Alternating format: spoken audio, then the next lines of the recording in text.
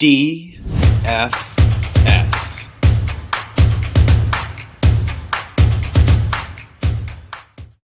It is Friday, November 18th here in Draft Shark Studios, remote this week. Welcome to our Week 11 DraftKings podcast. I'm your host, Matt Schauf. With me, as always, is Jared Smola. But Jared, I'm further away from you than usual this time at the Hilton Garden Inn, Stony Brook, New York, for a family wedding. But we still have a slate, a regular slate, the Week 11 NFL slate. So we got to talk about the guys that we're playing, right?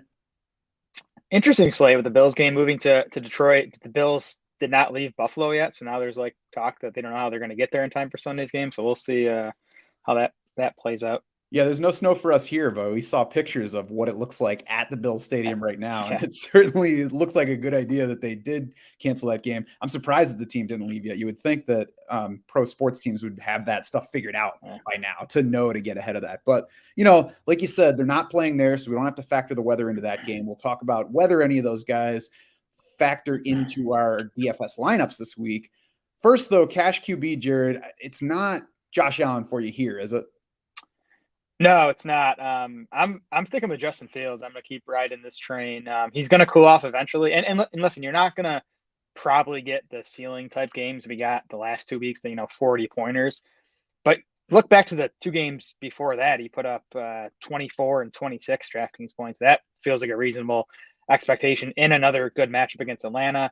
12.4 carries per game from Fields over the last 5. I mean, that's why we're playing him. Any quarterback getting that's, more than Lamar Jackson, more than Josh Allen, more than Jalen Hurts. Like, that's insane rushing volume for a quarterback. So despite his price being up more than $2,000 from 2 weeks ago, I do think Fields is the best cash game play at quarterback this week.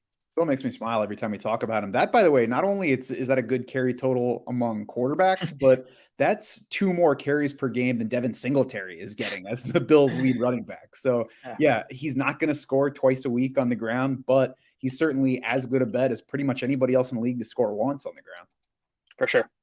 If you do want to go cheaper, because as you mentioned, Justin Fields is getting more expensive as those points pile up, we do have Russell Wilson at 5,800. We have Daniel Jones at 5,700, leading our DK dollars per point projections in the lineup generator this week. I don't think I could pull the Russell Wilson trigger even against the Raiders this week, Jared. I think if I'm going cheap, I got to go Daniel Jones. They're facing the numbers 1 and 2 QB scoring matchups by our adjusted fantasy points allowed. So that's the primary thing, pumping up the projections on those 2 QBs. But the rushing for Daniel Jones plus just not playing poorly like Russell Wilson all season makes me feel a little bit better about going that way than going with Russ. Yeah, if Russ had a healthy group of pass catchers, he might be worth considering in cash. But I do think Daniel Jones, and I think Dak Prescott too at 6,600 is worth considering for cash. If you do want to have more money to spend elsewhere, I think coming down from Fields to those guys is okay. I agree with that. On the tournament side, who do you like at QB?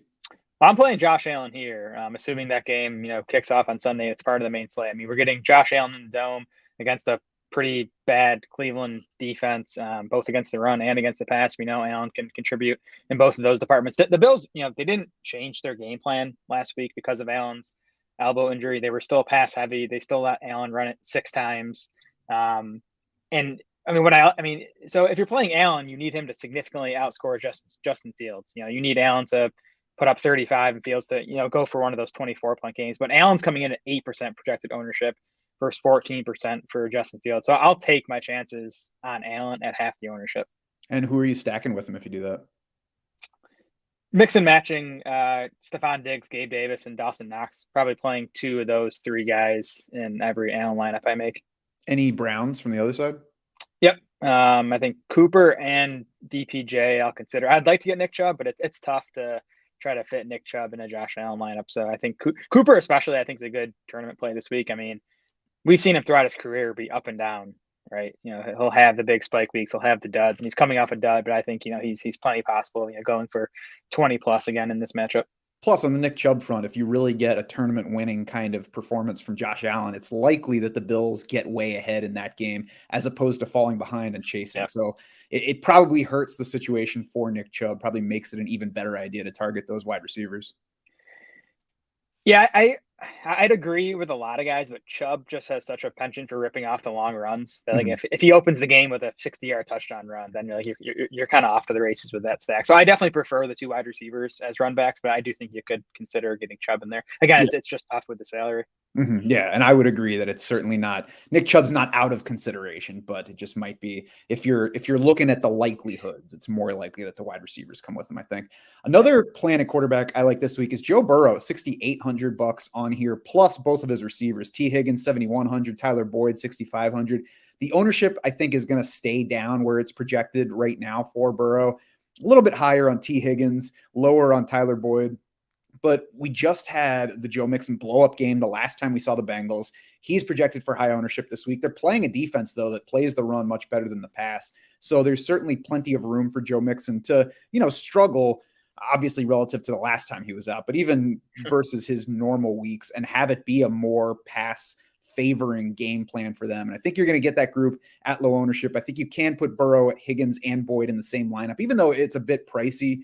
Mhm. The running back options this week, I think, help support going down that avenue. Yeah, I love this call. It's awesome leverage off Joe Mixon, who's going to be the most popular running back play. And no one wanted to play this guy 2-3 weeks ago before his big game because he had been struggling with efficiency despite seeing the massive workload. So I like the call. It's tough. I wish Higgins and or Boyd were a bit cheaper, but that's only going to make the stack lower owned. And we've seen Burrow have games of 35 and 42 DraftKings points this season. He had 3 games of 30 plus DraftKings points last year. So despite the fact that he doesn't run a whole lot, he's shown tournament winning ceiling throughout the last couple seasons. And on the other side of this one, if I do play that Bengals group, I'm most likely not running back any Steelers just because it's a bad offense. The Bengals are a negative scoring matchup for everything across the offense, and both by fantasy points allowed and coverage. If you look at everybody available, George Pickens seems interesting. I just don't think he has the quarterback to give him that ceiling game that pays off. Like if I had to pick one, I think Pat Freiermuth might be my most likely target at $4,200. Yeah, I'm with you there. I think Freiermuth's the best, play from the Steelers on this slate. I still have some interest in Pickens. I know he hasn't delivered the past couple games, but I still think the upside is there. Bengals missing their top corner, Chidobe Awuzie as well, so that helps the matchup. Yeah, I certainly wouldn't argue against anybody playing Pickens in that format. And it's always a good thing to mention Chidobe Awuzie as one of the more fun names to say in the league. Running back, Jared, what are you playing for cash? Yeah, so I am going to start with Joe Mixon in cash. And honestly, I think, Josh Jacobs and Jonathan Taylor are only a few $100s more expensive, and they're in play too. But Mixon's the cheapest of that group. I think all 3 of those guys are awesome volume bets. Mixon averaging 16.8 carries, 5.6 targets per game. He's actually tied with Austin Eckler for the most expected PPR points per game among running backs. And the other reason I lean Mixon over Jacobs and Jonathan Taylor is just kind of our cash game process, playing running backs that are favorites with high implied totals. Taylor and Jacobs are underdogs in their games. They have lower implied totals than the Bengals do at 22 points. The Bengals are favorites against the Steelers. So again, I think those other 2 guys are good plays, and you can even mess around with lineups that get 2 of them in there. But Mixon's the guy I'm going with among those 3. I'm starting with Jonathan Taylor. I mean, I know that they're projected underdogs here. I still think he'll get plenty of volume no matter how the game flow goes. And, we usually lean on stats for how good or bad a defense is, but here's a measure of how poorly the Eagles' run D is playing right now. Since the last time they played in that first loss of the season against Washington, where they got run over, they have signed 2 veteran defensive tackles to the defense. They added Ndamukong Suh, they added Linval Joseph. So clearly they're like, okay, this is a problem. I thought we could go without it, but we need to fix it. I'm not counting on that being fixed by this week. And actually, after the Suh signing, I saw from Seth Walder of ESPN that Ndamukong Suh didn't really rate very well as a run defender last year. He finished 69th out of 70 qualifying defensive tackles in run win rate. So not really stopping ball carriers. I'll take Jonathan Taylor here at 7,800, which is a great price for him too. Yeah, and Taylor's had a pretty nice passing game role too throughout the season. And now, of course, there's no Naheem Hines. So I think he is safe, even if the Eagles do fall behind that game. He's going to remain involved. I'm also going to play Ramondre Stevenson in cash. Damian Harris back for this game against the Jets. I still think, Stevenson's the favorite for carries, maybe like a 60-40 split. But it's really the passing game role that we're playing Stevenson for. He has 5+ targets in 4 straight games now in 6 of his last 7. He got all 7 of his targets in the first game against the Jets. Also had 16 carries in that game. So I think he's a good price at 6,700. And then I think David Montgomery is the other cash game play at running back, $6,100. I mean, I wish he had more of a passing game role. He has just 1.4 targets per game over his last 5. But I think he's a pretty good bet for 15 to 20 carries in this game with Khalil Herbert out. Good matchup against Atlanta. So Montgomery's not a must play at his price because of the passing game stuff, but I think he's a good play. Yeah, and because his quarterback takes some of those rushing touchdowns, but I agree that he's a good play here. Are you playing David Montgomery and Justin Fields in the same cash lineup? Yes, as of now I am, which I'm okay with. I mean, run heavy offense, good matchup. I think you're soaking up the vast majority of Bears touchdowns with those two guys.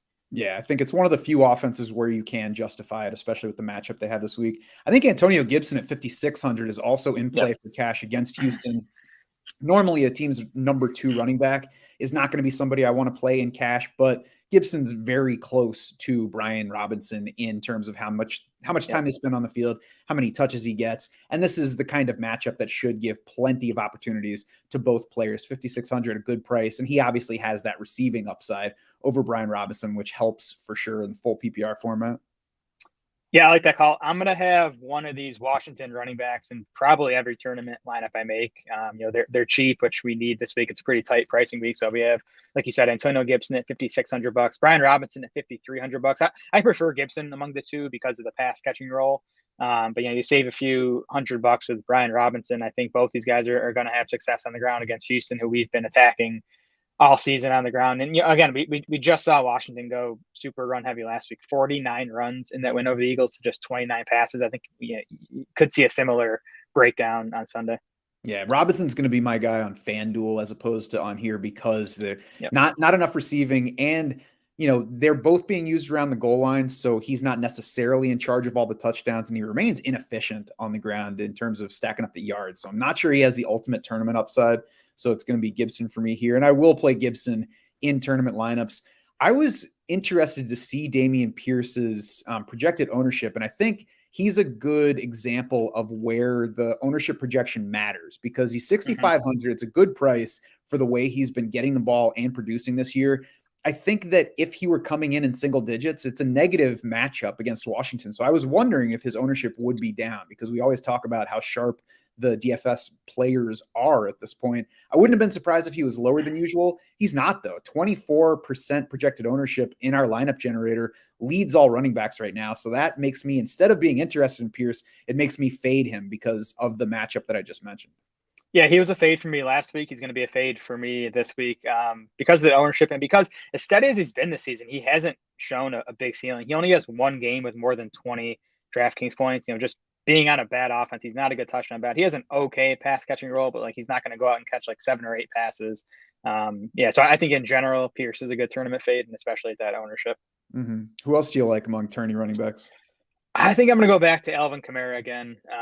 I've played him the past 2 weeks. He's killed me. I mean, the Saints the last 2 weeks, they've scored 13 and then 10 points. And the biggest problem, they've run 49 and then 45 offensive plays.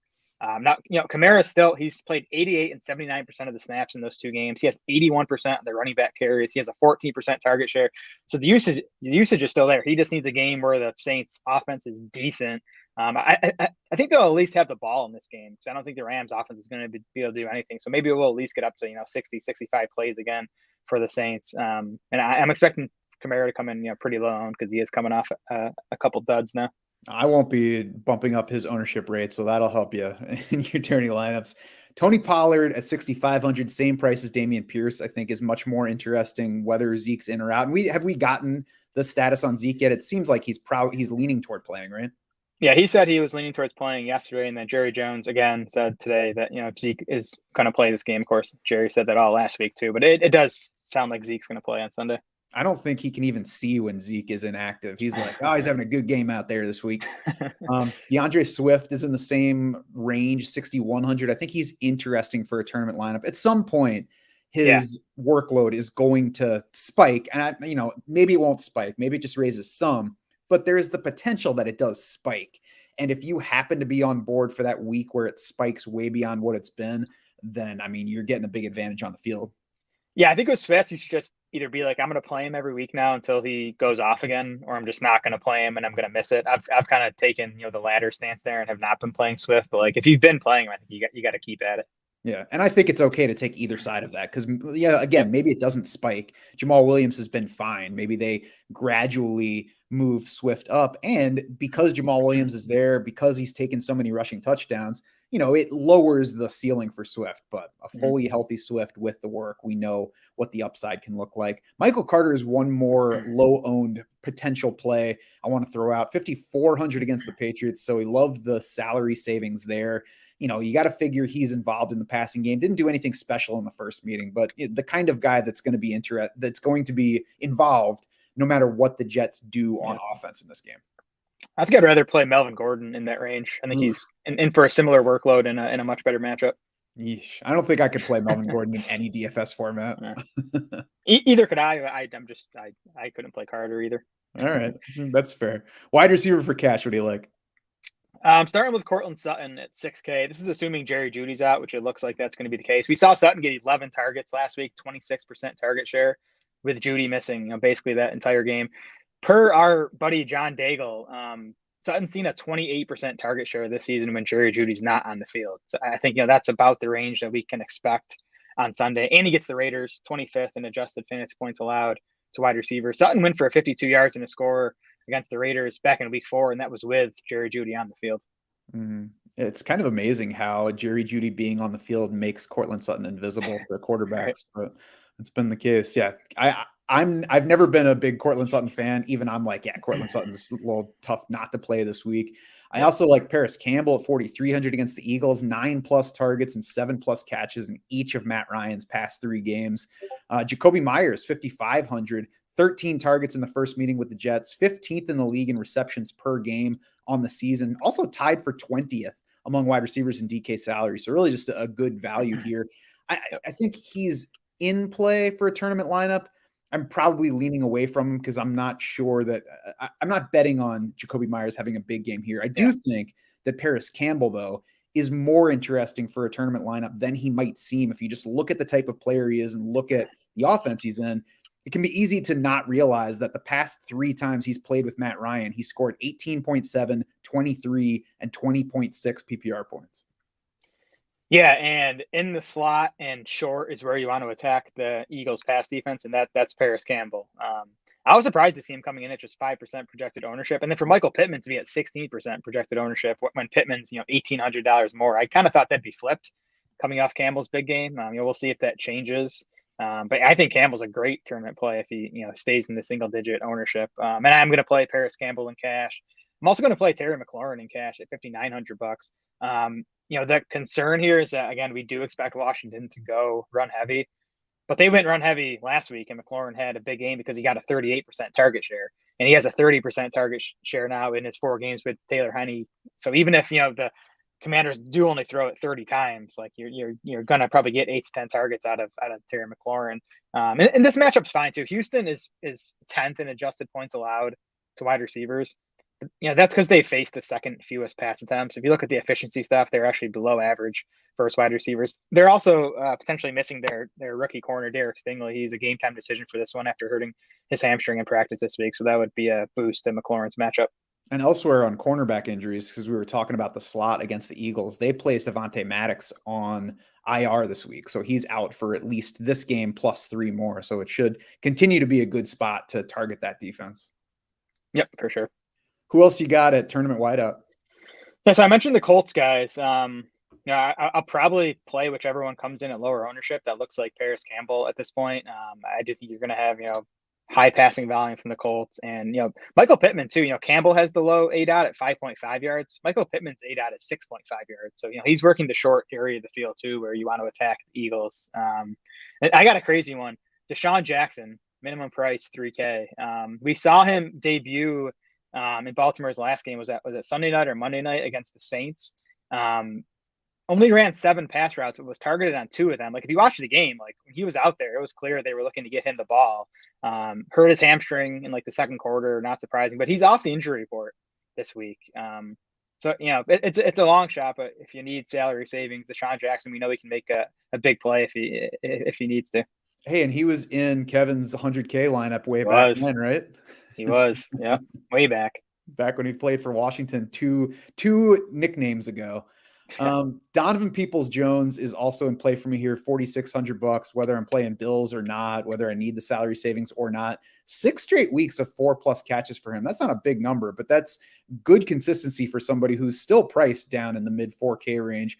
4 straight games over 11 PPR points without a touchdown. So again, 11 PPR points is not what we're looking for here, but if you take what he's been doing and just make one of those catches a touchdown, all of a sudden he's got a very good week for you at his price. He's 26th among wide receivers in receiving yards for the season. That's total receiving yards, still headed for single digit ownership. So he's like quietly succeeding in fantasy, probably especially because he hasn't been scoring touchdowns. Yeah, I guess the lack of touchdowns is probably why his ownership's not higher. I'm kind of surprised it's only coming in at 7% projected ownership. I mentioned Amari Cooper before too, 4% projected ownership on Cooper. That's when you want to play Cooper. When people are off him, get back on Amari. Yes, especially when they're playing inside, makes it even easier. Tight end for cash, Jared. What do you like?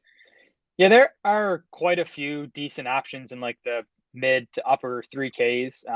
My cash lineup right now has Hayden Hurst in there, $3,500.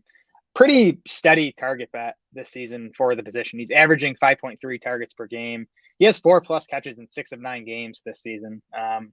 Middling matchup against Pittsburgh, they're 17th in adjusted points allowed to tight ends. Hurst went for 5 catches and 46 yards on 8 targets in the week 1 meeting against the Steelers. And I mean, we haven't seen his volume grow without Ja'Marr Chase, but it's still possible he comes out with a 7 or 8 target game one of these weeks as long as Chase is out. Mm-hmm. Yeah, and I also like him in a tournament lineup that with Joe Burrow, like I was talking about before, probably in place of one of the 2 wideouts. I'm not sure that I would play all 3 of those guys unless you're really just betting on Joe Burrow going absolutely nuts this week. Yeah, agreed. I also like Greg Dulcich, $3,800. Tougher after last week because he let us down, but he's still been over 70% route rate every game so far. He's still headed for higher ownership, so that's probably going to keep him out of tournament lineups. But the matchup is great. The Raiders are soft against everything. We mentioned Jerry Jeudy likely being out for Courtland Sutton's purposes. Obviously, having Jeudy out and other wide receiver injuries that they're dealing with would certainly help the potential targets for Dulcich in this game. I'm going to take the under on that 12% projected ownership on Dulcich. I think he'll come in lower than that. I like him. I think he's in play for cash. I think the other guy in play for cash would be Foster Moreau, who's played a nice role with Darren Waller out. I like both those guys in tournaments as well. Yeah, yep. They're both on my list for tournament play. Foster Moreau, $3,700. Other side of that game, of course. What else are you playing at tight end for tournament? Yeah, we'll have to see about Mark Andrews. It seems like he's on track to play, and his price is actually down to the lowest it's been since week 5 at $6,800. So he still easily has the highest ceiling among tight ends on the slate.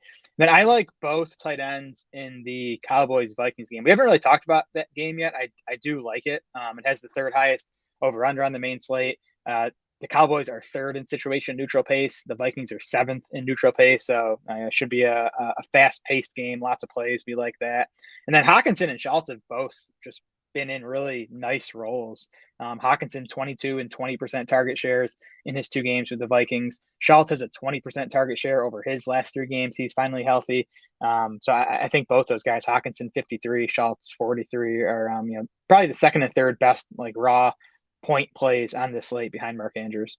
I agree with all of that. Mark Andrews is nice to look at this week because of the price versus upside with what else is available. And I'm surprised that Cowboys Vikings is just 4th this week in game total. You mentioned 3rd on the main slate. We've also got the Chiefs game mixed in there as well. I'm surprised that this game is not projected for more points because I do definitely think it could go over.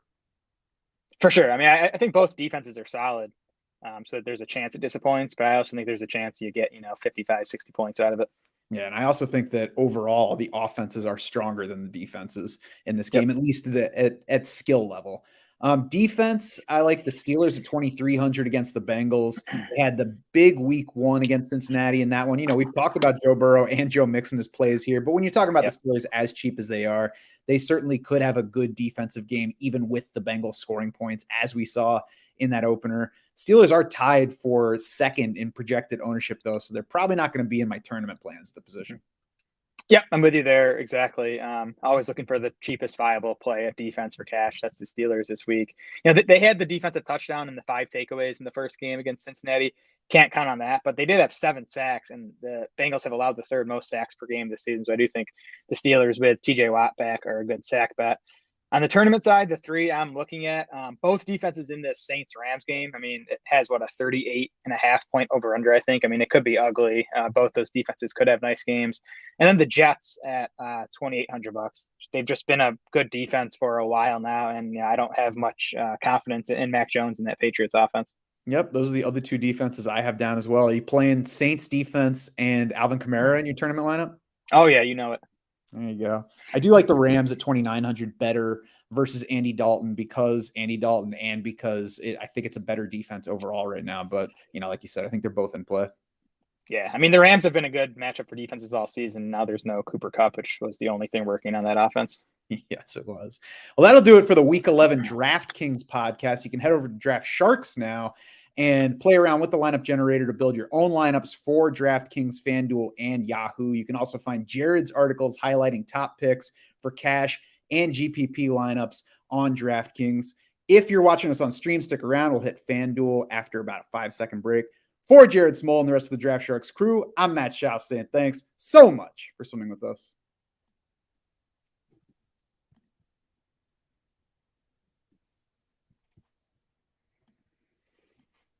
It is Friday, November 18th here at Draft Shark Studios East, I guess it is. Welcome to our Week 11 FanDuel podcast. I'm your host, Matt Schauf. With me, as always, is Jared Smola. And I had to pause for a second, Jared, because I'm out on Long Island. I'm not at home for this particular podcast. But I am also back on FanDuel.com this week. I spent several shows down talking them. They finally resolved it this week. They also gave me a little bit of free money to play with as, sorry, we made you wait so long. Please don't leave us forever. So, I'll come back and say some positive now. Did they ever tell you what happened? No. I mean, I got one of the emails saying that they investigated something. I didn't do anything wrong, which is all that matters. And I already knew that was the case. So I'm just glad it's resolved and I don't have to keep, emailing into the ether.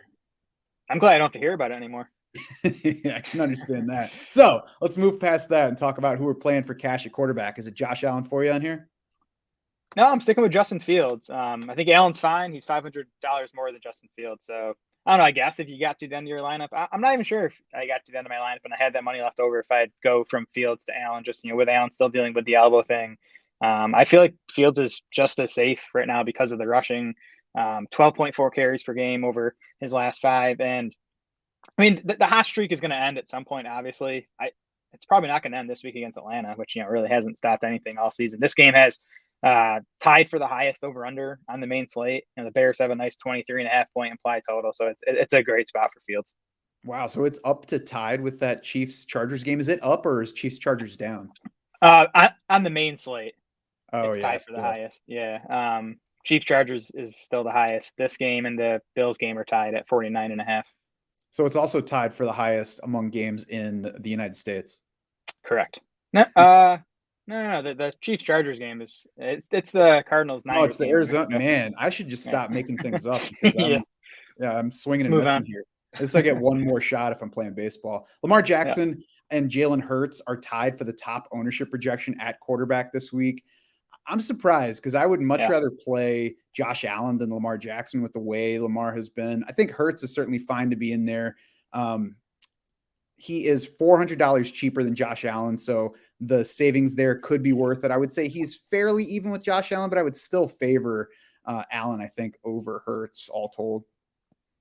I definitely would with Dallas Goedert out. And AJ Brown and Devontae Smith are on the injury report this week. We'll see how they're listed on the final report. But I was kind of hoping to maybe sneak in Hurts at low ownership in a tournament. I was kind of surprised to see him at that ownership projection. Yeah, and we'll see if his wide receivers are in play once we get down a little lower. On the tournament side, though, just like in DraftKings, I like Joe Burrow this week, $8,300, 4% projected ownership. He was terrible in that first meeting with the Steelers back in week 1, took 7 sacks, still finished with his 4th best fantasy total so far this season. So I like that, especially as leverage off of Joe Mixon's high ownership this week, coming off of his 5-touchdown game. We got T. Higgins at 7,600 on here, fourth in our FanDuel dollars per point projection. So his salary on here is a little bit better than I think it is on DraftKings this week. 14% projected ownership for T. Higgins. So he's not sneaky, but that's just ninth among wideouts. So it's also not a number that's going to alter my plan, especially with Burrow's low projection. And then Tyler Boyd at 6,800, 6% ownership. I think it's really not that hard to fit all three of those guys in the same lineup. Yep. Yeah, I love the Burrow call as the leverage off Mixon. You just hope the touchdowns come in the passing game. I like Dak Prescott in tournaments too. I want to invest in this game. In this Vikings-Cowboys game, it has the third highest over-under on the main slate at 48.5 points in a dome. Two fast-paced offenses. Both these teams also bottom 9 in plays against. So I really think it could be a high-volume play day on both sides.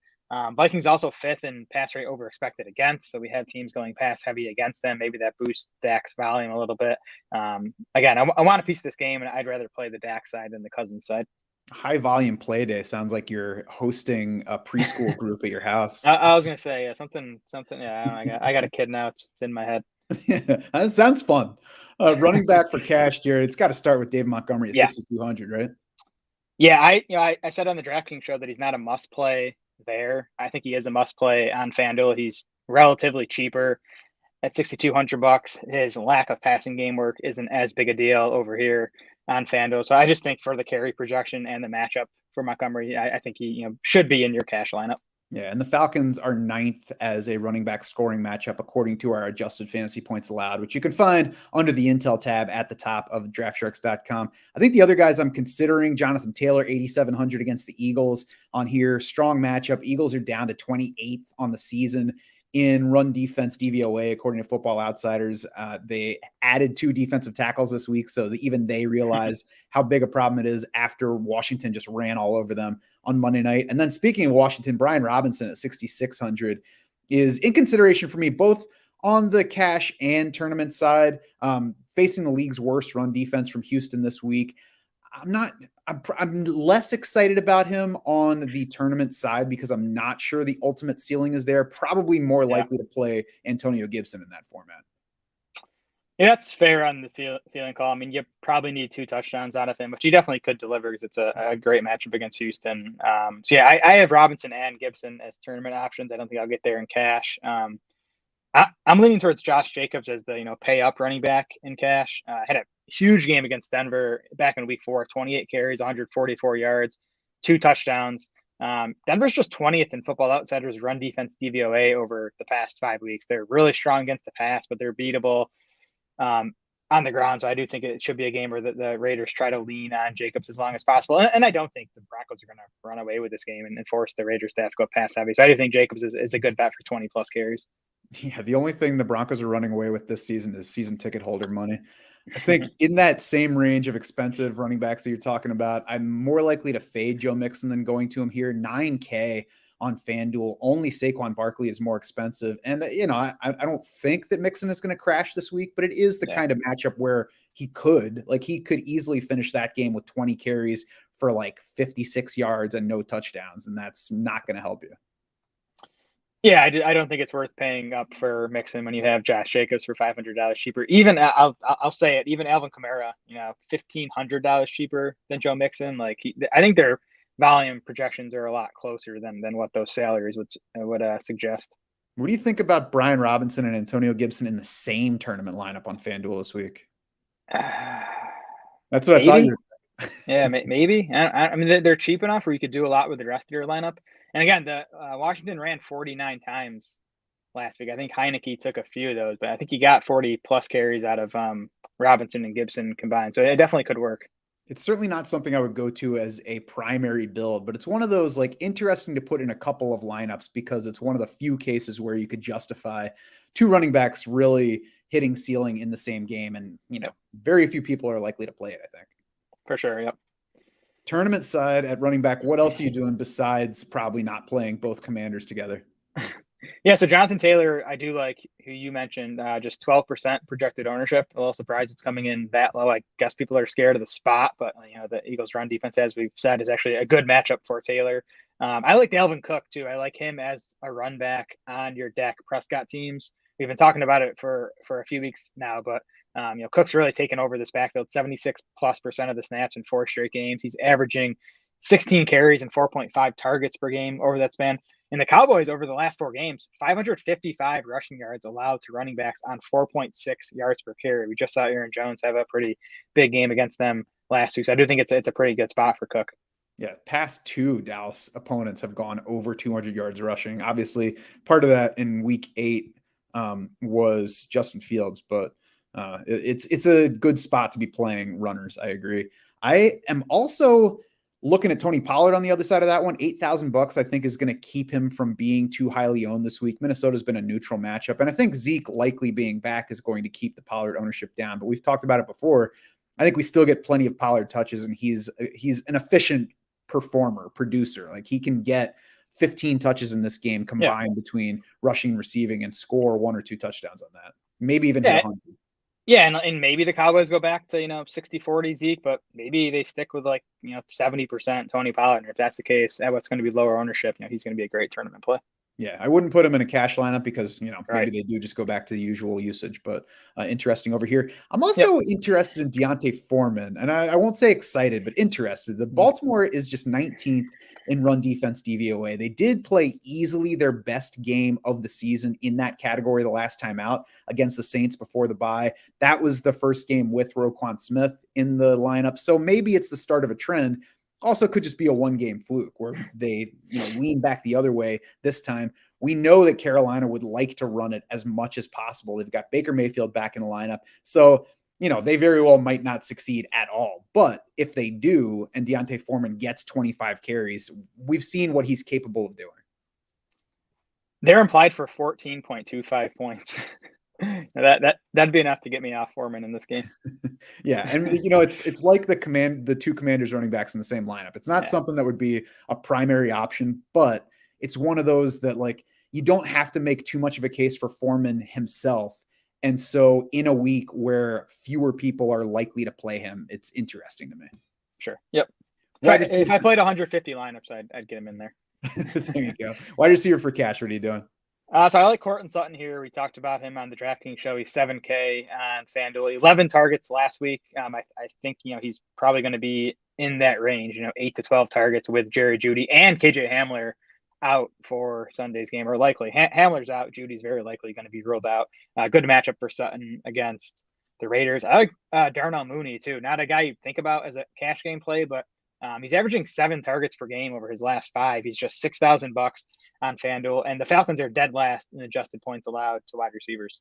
Look how many Bears we can all of a sudden play in fantasy. And cash. Time to be alive.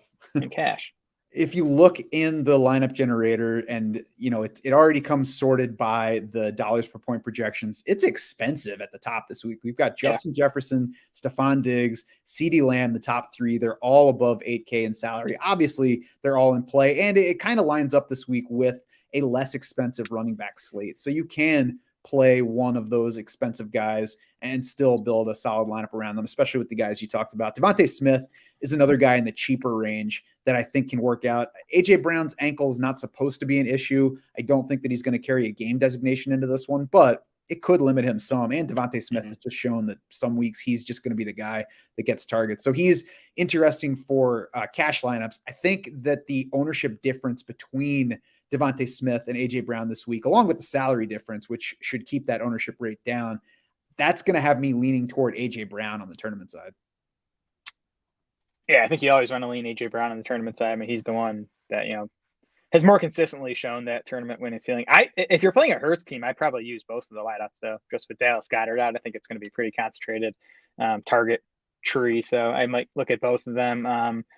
The other guy I like for cash is Michael Pittman, $6,700. He, we've talked a lot about Paris Campbell with Matt Ryan, but Pittman has seen 16, 9, and 9 targets in his last 3 games with Matt Ryan. So, he is a strong target, but I still like him better as a player than Paris Campbell. And I think $6,700 is a nice price tag. I mean, Campbell has matched or exceeded his targets the past 2 of those games at $900 cheaper. So who's more likely to score a touchdown? I still think it's Pittman, but maybe I'm just being sizist. I can agree with that. It can come down to salary too. I don't dislike Michael Pittman. Yeah, If that $900 in salary matters to you, then I think Campbell's right there with him. for sure. And I think that Paris Campbell's also the more interesting game stack for a tournament lineup if you are playing those Eagles that you talked about before. Because as I mentioned, he has outscored Michael Pittman in each of the past 2 Matt Ryan games. So we know that that's possible. Michael Pittman's coming in as the second most popular wide receiver right now in ownership projection in the lineup generator. So at least in that format, it's got me leaning Campbell. Yeah, definitely here. Just comparing again on DraftKings, we have Campbell is the more popular among the two, right? And then on FanDuel here, it's easily Pittman and Paris Campbell at 2% projected ownership is a great tournament play. Yeah, I agree. Anything else from tournament wideout? Amari Cooper, who I believe I talked about on the DraftKings show, but he's coming in at 3% projected ownership. Coming off a dud, but Cooper throughout his career, he'll go dud, big game, dud, big game. So I definitely would not be surprised if he pops back up again in what could turn into a shootout against the Bills. And then Courtland Sutton just 12% projected ownership. So playing him in cash, I also think I'd get some Sutton exposure in tournaments. Mm-hmm. Tight end for cash. Mark Andrews is just kind of ruling everything this week. What's the health status on him so far, though? Yeah, he's been limited both days in practice so far, but then he was kind of asked, like, what's your status for Sunday's game yesterday on Thursday? And I think he said, like, we'll see what happens, was it the quote? So I'm curious to see how he's listed on the final injury report today. That'd probably be enough for me to stay away from him in cash at the price tag. But I definitely think Andrews is in play for tournaments. Yeah, he's despite being $1,800 more than number 2 Dalton Schultz, he leads our FanDuel dollars per point projections. Yeah. So that tells you the kind of upside that he's got. There are plenty of other options. Dalton Schultz, Pat Freiermuth, Greg Dulcich, they're all in the 5K range. I think they're all fine. Yep, Freiermuth's the guy I'm leaning towards right now. 7.6 targets in his 7 healthy games this season. Only Kelsey and Andrews are averaging more at tight end. So 4.9 catches, 56 yards per game for Freiermuth in those 7 healthy games. So he's just been really steady all year. Mm-hmm. On the tournament side, Foster Moreau, Hayden Hurst are in the same kind of range for salary. 5,600 for Foster Moreau, Hayden Hurst at 5,200. They're sitting at 5% and 3% projected ownership, respectively. I'm not sure I'm getting to those guys in a cash lineup, but on the tournament side, I think they make sense as pivots from more popular 5K tight ends. Not that any of those 5K tight ends is really looking like he's going to be owned at a high enough rate that he should, push him out of your plans. But if you're just looking for some extra little potential advantage.